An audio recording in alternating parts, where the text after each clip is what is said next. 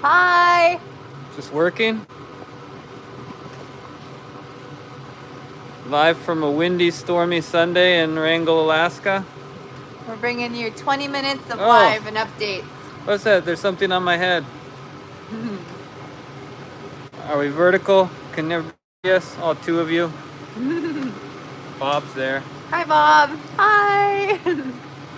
Well, it's time to peel the tape off the Gypsy. And I'm hoping that other than maybe just a little tiny bit of touch up, I'm hoping that I won't have to tape this forsaken waterline again, which I'm not even sure if it's the right waterline. It was just my best guess based on years of old paint and various waterlines. Thanks for the comment, Bob. We're live. Okay. Yay. Let's get to peel and tape. All right. We're kind of in a transition zone here with the work.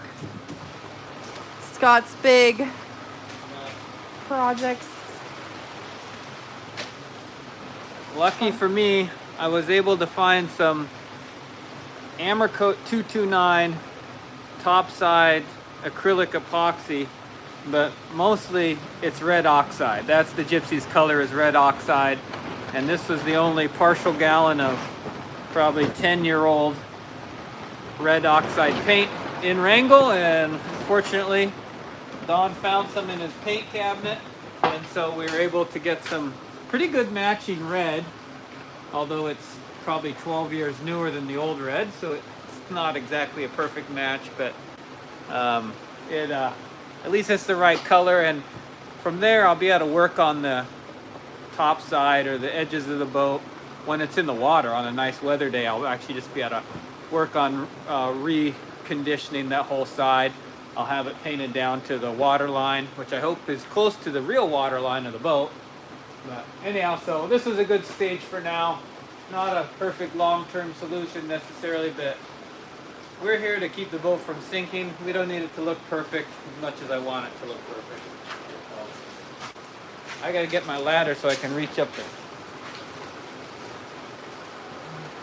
Scott was commenting to me earlier how now that the big chunks of work are done and there's lots of tiny things to do, it's taking a bit more mental capacity and energy, more than the physical kind. And at this point in the project, I think we're just wanting to get out on the water. So there he goes. Taking the tape off.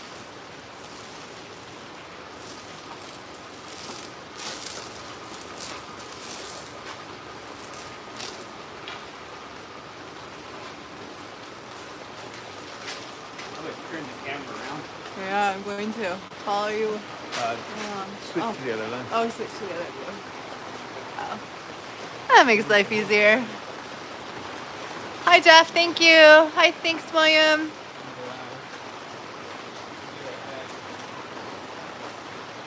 He's getting a ladder or something. Can you guys hear that rain? It's like really coming down.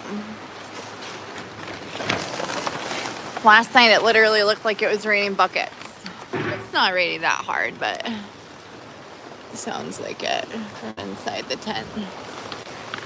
We had a meetup today with Blaine and Janice from Tangaroa, so that's exciting.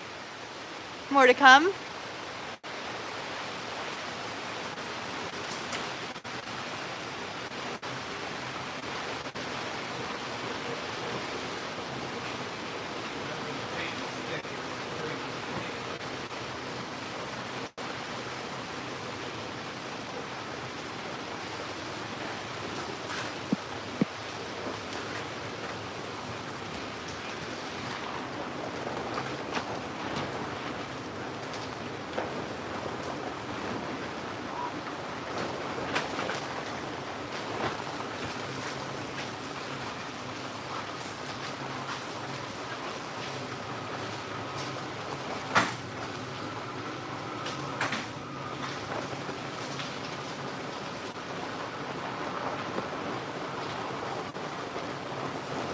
Taking the tape off.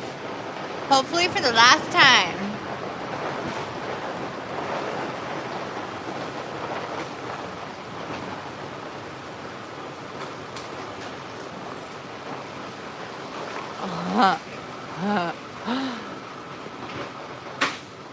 Trying to boost morale around here. At least we're not outside in the wind and rain. It's storming out there, but I'll tell you one thing, it's pretty warm. It is warm. It's blowing this hard. In Homer or Anchorage, where we used to live, it would be blowing. Keep snow it going and for nasty. AK Flyer. He was hoping for one pull.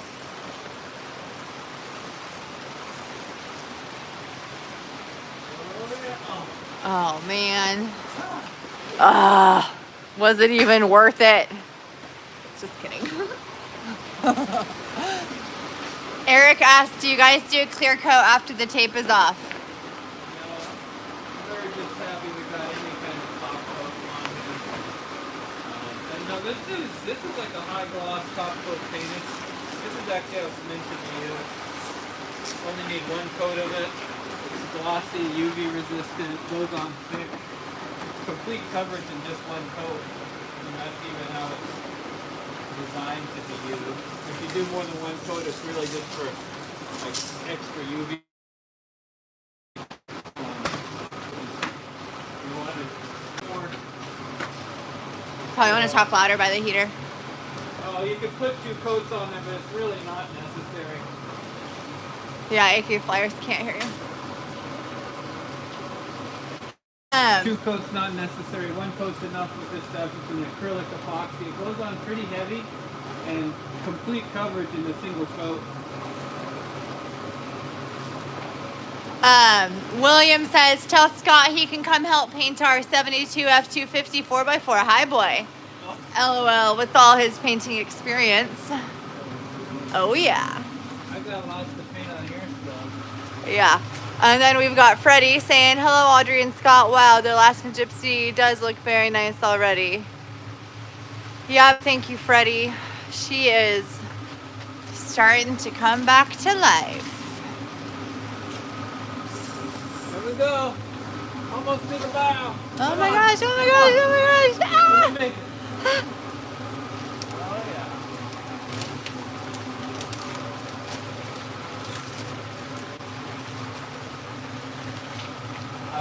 I'd already done the other side. Woo. Joe says, it looks amazing, guys. I bet you're in the water by Thanksgiving. I hope so, Joe. I think we have to be. That's the hope. Otherwise, this guy's cooked. Otherwise- Look at him. He looks like a turkey. He'll be ready to be put in the oven by Thanksgiving. If we're not out of here by Thanksgiving, something's going to die. I don't know what it is, but... Can't take my brain cells. But let's talk zinc. So, We've got 10 minutes. I'll show you the old zinc. Where was that? I got one out for... Hang on real quick. Painful says, from scare face to smooth bottom. Or...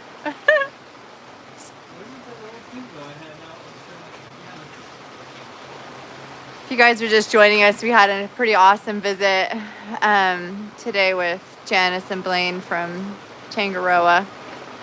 More to come on that. The barnacles are rubbing their hands, says Frog. Scott is his... We do not have mics on. That's a fake mic.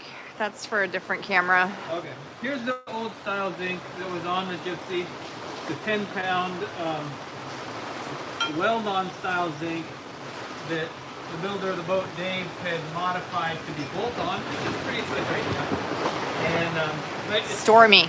it's hard to get these holes drilled in just the right slot. So if you remember, I posted a video of cutting off the old bolts and welding on new ones. So this was the old style. They're about 15 inches apart. You had to drill these yourself and hope that you got them in just the right spot. I converted it with my dad. We welded on new studs, stainless steel. Yes, we did stainless steel on a steel boat. It's a contentious topic, but everybody here in the yard has been doing it this way. And these are just pieces of actually Quest plumbing, half-inch little nipples of plumbing that we put on there to cover the threads while we're painting and sandblasting and all that. So these are my brand new stainless studs, and if I'm lucky, this thing is going to slide right on. Wish me luck. If it doesn't, I'm going to be pretty disappointed. Oh. There we go. Oh, look, it's kind of crooked. Oh dear. Oh well. Not changing it now. It's okay, we'll just change the angle of the camera. So I got washers and bolts. But let's see if this one's crooked too. We're in Wrangell, Alaska. Hey Michael. Hi Mr. Mole from Ireland. I think my dad must have put that one on crooked. He's not here to defend himself. Yeah, but he'll be watching this.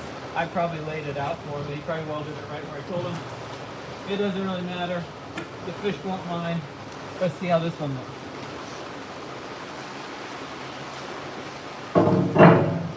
Oh, so pretty. Are they crooked or does it just look crooked in your phone? They don't look bad from back a little I bit. mean, do we really care what they look like? Yeah. Okay, we do care. Okay. I was kind of asking them. Scott cares what they, obviously. Does that look crooked? Obviously, the camera angle. 2 for 2. Yeah, AK Flyers, he's saying 2 for 2. Doing good. This one's a bit crooked.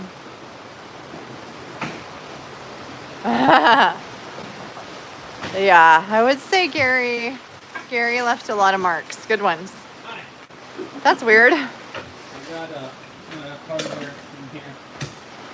So let's see how that's going to work. One thing was, apparently you kind of want your zincs to stand off your hull a little bit. That way it can use both surfaces more efficiently. And talking to Curtis here in the yard about that, he suggested that maybe in my case just a washer on the back would be enough to give me a little bit of space so the back side of the zinc isn't hard up against the hull. But that looks like it'll work. And then there'll be another washer on there, and then I guess a lock washer. Probably, I think I got lock washers. So I could put a couple of zinc or a couple washers on the back, but it looks to me like that's enough. I don't need it to be spaced way off, just enough to where you probably actually don't even need washers on there. Let's see.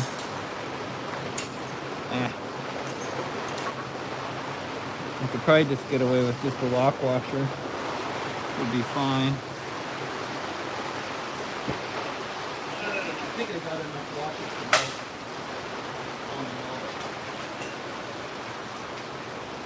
What do you guys think? Should I do a flat washer and a lock washer, or just a lock washer?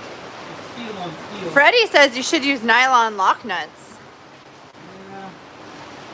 And then AK Flyer said not taking the paint off the contact point on the bolt? Question mark. Well, there's all the threads and the contacts between the washers and the threads. That would be something to look at when we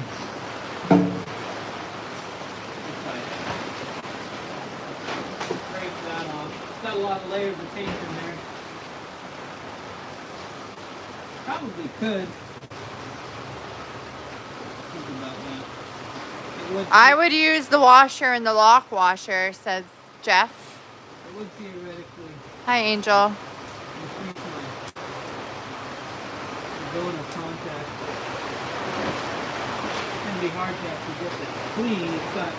It's been sandblasted and has the met coat on it and 240 LT and a lot of layers of paint in there. I think I'm probably just going to rely on the threads. There's going to be a lot of contact between the washers and the threads and the nuts. Freddie says it will conduct via the threads like Scott mentions. I do want a washer on. AK Flyer says more points of contact the better for them bolt-ons. Well, one thing is, I'm going to inspect these pretty regularly because I don't mind diving at all. And if I see one that's not being consumed like the others are, then obviously I'll be suspicious of that and could remedy the situation. It's a little bit of a Under the water? I don't want to expose my welds because I welded these at 7018. I don't want to expose those welds to corrosion. I want to keep them covered up with the 240. And if I start scratching away to try and get that Demet coat off the bolts, I think I'm really likely to end up damaging my coating over my, oh, I forgot my lock washer. My coatings over my bolts. What's better?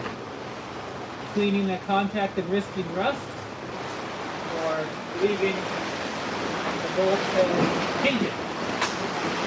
Probably 6 to 1, half dozen of the other.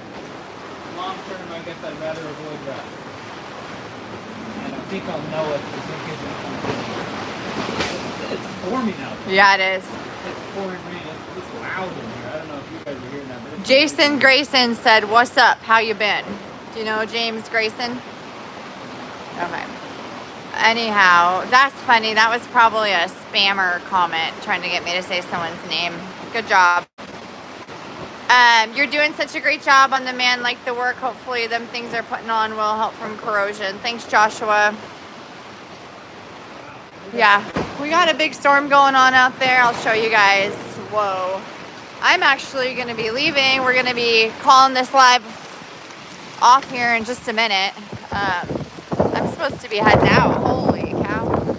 I have another Reiki appointment to go share in just a few minutes. So any final thoughts or questions? We're just finishing up this video, Banshee dude. Huh? Okay, yeah. We got a couple minutes. I put another line cover that one because there's a bit of a curve in the heel here. I wanted a little bit more spacing off of the hull for this one, so I had water flow on the back side of the too. Anyhow, that's going to be the game. It's going to be, I think it's 13 feet. 1, 2, 3, 4, 5, 6. 6 per side, and then 1 on the back of like the heel shoe or whatever. So I guess it's a total of 13 zincs. It's hard to, it's good to see you. It's just so you know, it's good to hear you up close, but it's really noisy. Just so when we go. Total of 13 zincs, I think. And I'm doing the 10-pound zincs instead of the 20s. The boat always had 10-pound zincs, and it seemed like it did good for 25 years. There wasn't any real corrosion happening until the zincs did not get changed for 6 years. So I think if I can return it to its original state of 13 zincs, bolt-on style, I have every reason to believe it'll be just totally fine. Yes. That's my plan. That's it. I'm going to go through some of the comments and then wrap it up. Joshua, I wanted to read Joshua's comment to you. He said, let him know that he put a few comments for him on other videos that you answered back. He really likes your guys' videos and content. And tell him, he said, be very careful with the sails in the Alaskan seas. I'm going to be sailing right now. Gio says, looking close, guys, need to get that rudder post. Banshee dude, how big is that boat? 80 feet with everything, but 66 deck length, 19 and a half, a little over beam. AK Flyer, thanks for the support and the feedback. And then Mew, are you guys still doing remote building company services as your website states? We are going to be. Yes, we are happy. This is the point of living aboard this beautiful vessel and having our coastal remote life is so we can go do those jobs that we love to do. So yes, email us. Alrighty, we're gonna wrap it up for now, but we'll be back. Can't hear you unless it's right up in your face. Oh, bye. Audrey's out of here. Okay, have fun. I don't have no.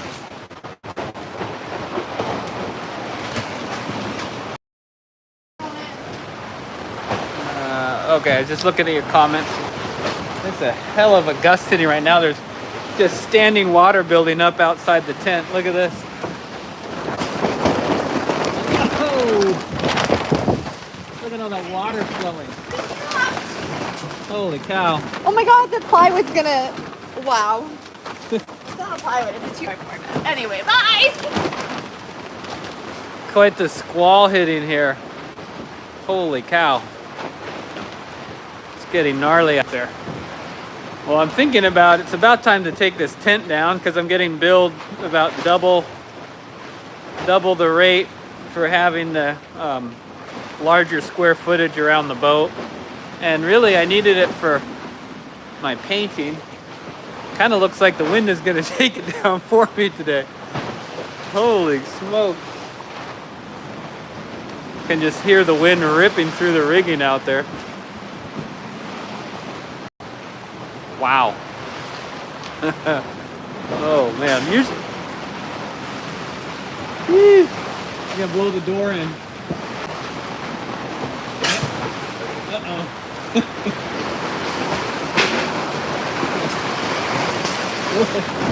What is going on out there?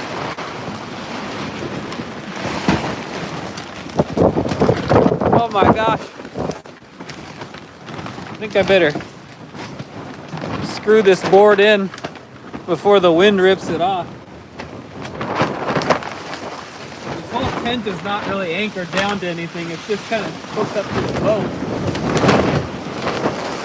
I would say this is some of the strongest gusts that we've had since I put this tent up. Look at the water. This is blowing in here. Woo-hoo-hoo. Holy cow. Oh, but windstorm hitting us right now.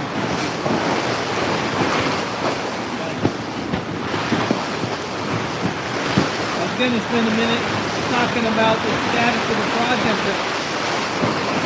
It kind of looks like we're in shelter tent survival mode here.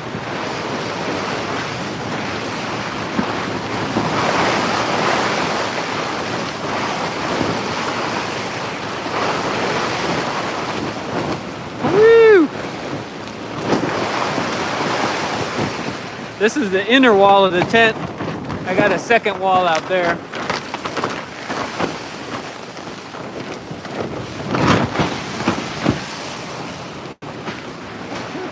I'm hoping it's just the weather front, you know, like a squall line moving through and it's going to back off a little bit. Looks like I'm about to become a sailboat. Got my sails on the ground wrapped around my tent. My boat. I don't want to let go of this door because I'm afraid it's going to rip itself off.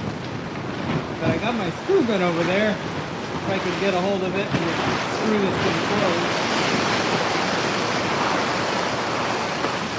Let's see what it looks like outside. Wow! Looking pretty gnarly. Wow, it's pretty much a white squall. Let's see. Try and get the screw gun. I don't think I have a big screw right here handy, but let's see. Just need one screw. Maybe I can take one out of something else. Try and get this thing locked in before it's too late.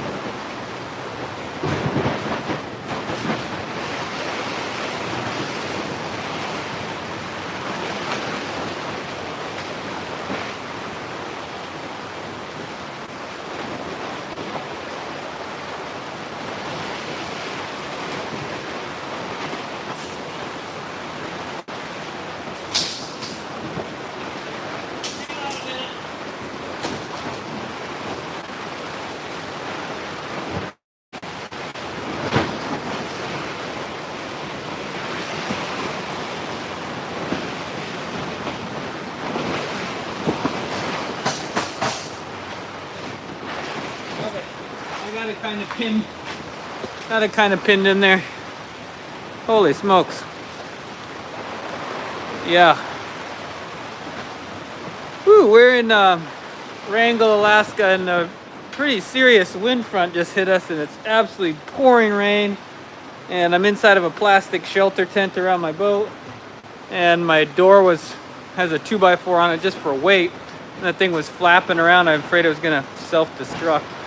So I just got only screw I could find was one little screw, but I got it pinned in onto one of my studs. That'll probably hold it for now. It honestly kind of feels like the worst of that little squall has passed. And from what I can hear, it's kind of settling down a tiny bit. Oh, wow. Yeah, I'm actually amazed that this tent has survived the winds because, like I was saying, it's not anchored to the ground, but the way that it's built, it's kind of anchored to the boat. It's kind of pinched between the boat and the ground, and it wraps all the way around, so it's got some strength to it. But I'm still surprised at the amount of surface area that it is that it hasn't self-destructed.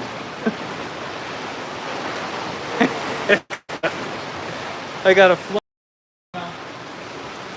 It's kind of like a self-cleaning floor, which is kind of cool. All of my dust from the sanding that ends up on the floor kind of gets rinsed away. Oh, there's a piece of tape. Got a bit of a flood going under the tent. Under the keel, William, I have really the only thing I've got left is just a few tiny little spots where these chains were. The chains from the jack stands. Like there's a spot there where I wasn't able to paint under that. But pretty much I'm done. Honestly, painting the keel was kind of a over the top type of thing. I didn't need to do it, but I wanted to while I was here, so. GM, yeah, there's a storm just hitting us now. It wasn't planned. That's not why we're doing this live video. We're doing it because I'm just working on finishing up this boat restoration, and I just peeled the tape off above my water line there, and I'm putting on zincs, and the wind just came up and it is storming out there. So I was just going to talk about where I'm at with the project a little bit before it turned into a hang on for dear life, here comes the storm scenario. It's so noisy in here, it's like I can hardly even hear myself think. But so what I got left to do down here is, I'm going to turn the camera around, putting on the zincs, and then I need to get this rudder hung again, and I need a new rudder post for the top of it that's going to go up in there, and the machinist here in Wrangell is going to be working on that for me. I need to find and mark the center of it for this bar. I need to figure out where that bar centers up here so we can position our rudder post as best we can. And I'm going to build a little plywood jig like this. That's the plywood jig kind of concept, and I'll lay it on that round stock to try and find the center point of it by spinning that plywood jig around, marking the center in a bunch of spots to hopefully give me the center of that round stock up here. Now that's a project I'll probably do today, and bolting on the zincs and a little bit of touch-up paint in some spots while I still have the shelter up. And then I got a bunch of stuff to do. I got the transmission back on the engine yesterday. Get the rain off the lens. I need to go to the store and get one bolt. I need to mount the transmission oil cooler. It's a raw water oil heat exchanger deal. I need to mount that. I gotta try and decide if I'm gonna deal with these old sonar transducer things.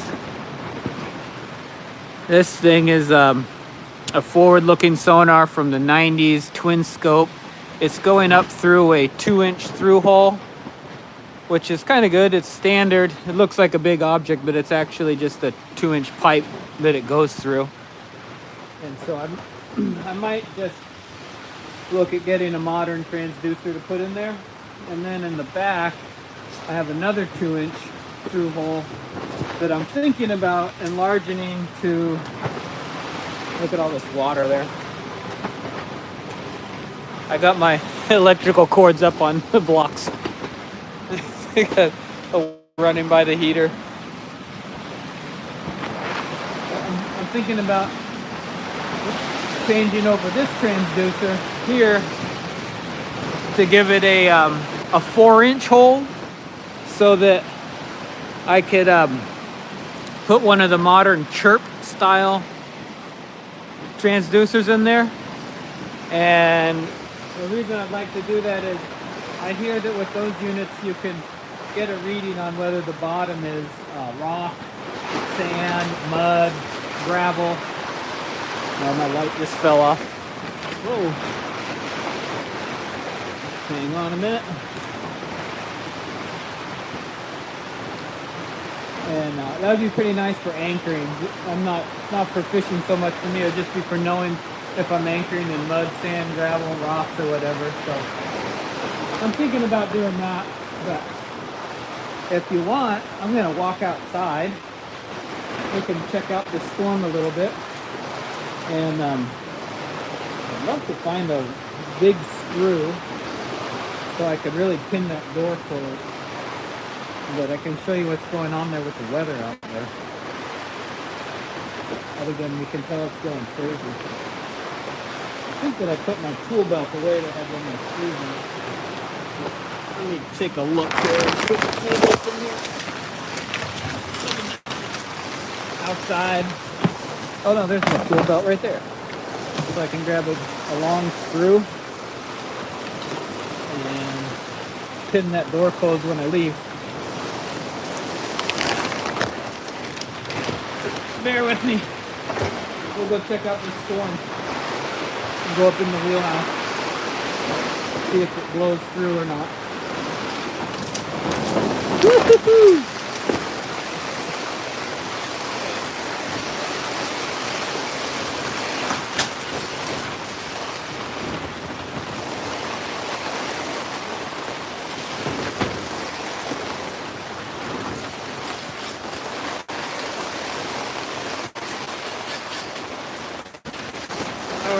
Ready to go out in the storm? See what's going on out there.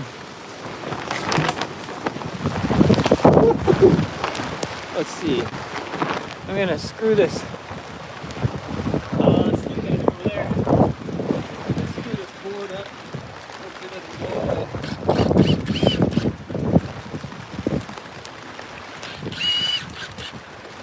There we go. Close the door. Now let's go up in the wheelhouse. I think that the worst of it is past. It's not super rough out on the water, but okay. Holy cow. It's pretty stressful being out there in that tent when it's honking like that. Just the noise, and it feels like the tent's always about to self-destruct any second. Which it might be, to be honest. I did not build that tent thinking it was gonna be here for, sorry, I'm gonna wipe the lens off. It was gonna be here for quite so long and endure quite so many storms. I was honestly hoping that I'd be able to get that thing put up and do my jobs and have it down in a couple weeks. Well, looks like it's gonna be more like 3 weeks. But we're gonna get there. So, okay. Ooh, see if there's any comments. William Blaine went through his complete navigation equipment on Tangaro. He can definitely help you with that. Oh, on my old, the transducer and stuff. Yeah, it's a good, I'll ask him about that. The chirp system versus the old 2-inch style. And I think it'd probably be worth it. It'd never be an easier time than right now in the next year or so, probably, to change over from the 2-inch to the 4-inch. The electronics on this boat are archaic, to say the least. This is the forward-looking sonar. That's the unit that that bigger transducer on the bow is using, which I was having trouble getting that thing to work on our little cruise up here from Ketchikan. Then let's see, that thing is a radar, old school radar, old school GPS. Sorry, there's an old radar, old school GPS. This is a depth finder that's functioning off of that aft transducer. ComNav 2001 autopilot that wasn't working. I think it's just the pump might be airlocked. And then single sideband radio back there. VHF, a second VHF, and then I'm not sure, that one might be a CB. I haven't even really looked at it, to be honest, what that thing is, but pretty old school electronics. And then I really got the ancient piece of junk here. That is a Cytex Fish 12, but it's basically like the first version of a moving map GPS. Thing has a floppy disk drive, and it had these cartridges, C-map cartridges. Kind of crazy. There's a whole briefcase on board here with a bunch of those. I can't imagine how much that thing cost. We got the digital compass there, a defunct weather station thing. I don't think the unit up in the mast is still there. And then you got the Cummins and the ComNav rudder angle indicator. And then I'm not sure if the autopilot compass there or if it's hooked up to this azimuth or compass. But all stuff I got to figure out, and it's all stuff I'm not going to worry about right now very much, because I want to get on the water and go and tinker away and mess with this stuff in an environment that is a lot more enjoyable to be than sitting on the concrete in the shipyard. So kind of got a bit of a punch list still to go through. I was trying to sit down and write it all down. I gotta get some rubber hose for the shaft, stern tube, and the packing gland. I need a new cutlass bearing. Need to get the new shaft. The boat had one of these, I'll show you this thing, it's kind of interesting. It's called a spurs. It's like a line cutter. If you get line in your prop, this thing goes around and around on your shaft and cuts line. It was I think it's serviceable. I think I might need a new cable on it, but otherwise I don't think there's any real broken parts with it. So I'll probably put that back on. I need to close up my fuel tanks and put some fuel in there. I might put new sight glass tubes on the tanks. I need to get my raw water cooler for the transmission hooked up. There's just a lot of stuff like that there's just so many things. It's like, okay, if we're actually going to go in the water, I need some valves on the through holes that I put in the head when I replaced the plate in there. Every time I start thinking about all these things, it's just like, oh, it's kind of overwhelming, and I'm starting to get a bit burned out, honestly. Like, I need a week or two not in the shipyard to sort of regain my mental clarity on what I'm actually doing. So I'm gonna read a couple comments. Yeah, Teresa, Alaska is amazing. I grew up here and never wanted to leave, really. And it's pretty warm out here. This wind is warm. It's a southern system coming through, and it's not very cold, but it is northern. I think that incredible wind we just experienced was kind of the front of this squall hitting us, and it has calmed down a little bit. It's still raining heavy, but we're not getting those. I'd say it was probably gusting to 40 there, 45 maybe for a minute, but not sustained. So Chuck says my BCC is hauled and stored behind the museum. I'm not sure what a BCC is, Chuck, but the museum is right over there. I can't see it from here because I'm right next to this giant tent structure. So if you got a boat over there by the museum, it's probably over there. I'm not sure what BCC is, but there's a row of boats there. And then there's one really old wooden boat there that was a Ranger boat.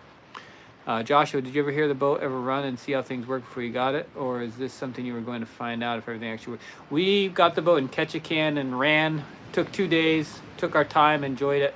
Sorry, the boat's shaking from the gusts. Coming up here to Wrangell, we were running kind of easy because the shaft and the motor weren't aligned. And so I took it pretty easy coming up here, but it was about 14 hours of runtime. And so I didn't check out the generators. I Wow, the boat is really shaking. Holy cow. Feels a little crazy to have it shaking this much on the concrete. Going down my jack stands are. So I got to see the main engine running and the hydraulics, raised and lowered the anchor a few times and stuff, but AK Flyer, yeah, about the spurs, I'm assuming you're talking about. Yeah, Superman, we're in Alaska, Wrangell, Alaska, and it's a rainstorm coming through here. Does it have a miss? I'm not sure what you mean. So anyhow, that's kind of the update from middle away at those zincs and marking the center line on that rudder. Maybe do some touch-up paint, though I'll probably wait until this, hopefully the storm settles down, because I don't want any water running down the side of the boat under my shelter, hitting my new paint. So, but little punch list stuff, and just 1 foot behind another. Try and keep moving forward, marking things off the list, and hoping to get into the water in a couple weeks. That's the goal, and I think it's reasonable if I can get my parts here. So, oh yeah, it's raining all right. Thanks for joining, you guys, and see what the next update will be. I don't know how much I get done here today. It's 2 o'clock, so I'm gonna get to work and keep an eye on my shelter tent. Thanks for joining. Appreciate all your comments and support. Freddie, yeah, put new technology inside the old technology containers. That would be quite funny. Like an iPad screen inside of that old Cytex fish finder. That would be a pretty funny look. That's a worthy idea. I kind of like that. It'd be like a retro wheelhouse with modern technology inside of it. That's funny. Okay, thank you all. See you next time.